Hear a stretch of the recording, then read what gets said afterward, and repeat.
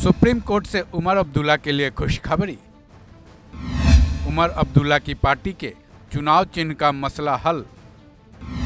Supreme court को उमर का धन्यवाद, बीजेपी को सुनाई खरी खोटी।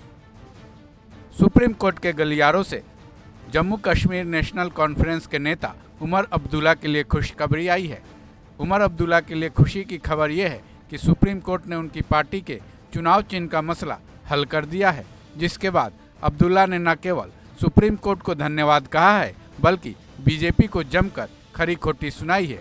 दरअसल सुप्रीम कोर्ट ने उनके मनचाहे चुनाव चिन्ह हल छाप को आवंटित कर दिया है, जिसके बाद उन्होंने अपनी प्रतिक्रिया दी है।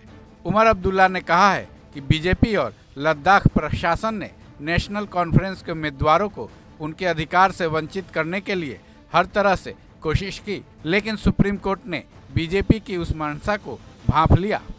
इतना ही नहीं, अब्दुल्ला ने इस मामले में ट्वीट कर भी अपनी प्रतिक्रिया दी है, जिसमें उन्होंने लिखा है, जम्मू कश्मीर नेशनल कॉन्फ्रेंस को वो फैसला मिला जो हम चाहते थे, साथ ही इसके हम हकदार भी थे।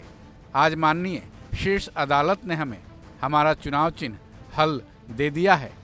बीजेपी ने पक्षपाती लद्दाख प्रशासन की मदद से हमें हमारे अधिकार से महरूम करने की हर संभव कोशिश की, लेकिन अदालत ने इस पर गौर किया और प्रशासन पर 1 लाख रुपए का जुर्माना भी लगाया है। जम्मू कश्मीर नेशनल कॉन्फ्रेंस कारगिल को बधाई। साथ ही हाई कोर्ट और सुप्रीम कोर्ट के सामने शानदार पैरवी करने के लिए वकील शरीक रियाज का भी बहुत बहुत शुक्रिया। सुप्रीम कोर्ट ने लद्दाख हिल परिषद के चुनाव के संबंध में इलेक्शन डिपार्टमेंट की 5 अगस्त की अधिसूचना को आज रद्द कर दी है। साथ ही ये भी निर्देश दिए हैं कि अगले 7 दिनों के अंदर नई अधिसूचना जारी किए जाएं। इस मामले में सुप्रीम कोर्ट के 2 जजों जस्टिस विक्रम नाथ और जस्टिस एहसानुद्दीन अमानुल्लाह की बेंच ने सुनवाई की थी। 2 जजों की बेंच ने नेशनल कॉन्फ्रेंस का चुनाव चिन्ह हल छाप को आवंटित करने के खिलाफ लद्दाख प्रशासन की याचिका को भी खारिज कर दी है।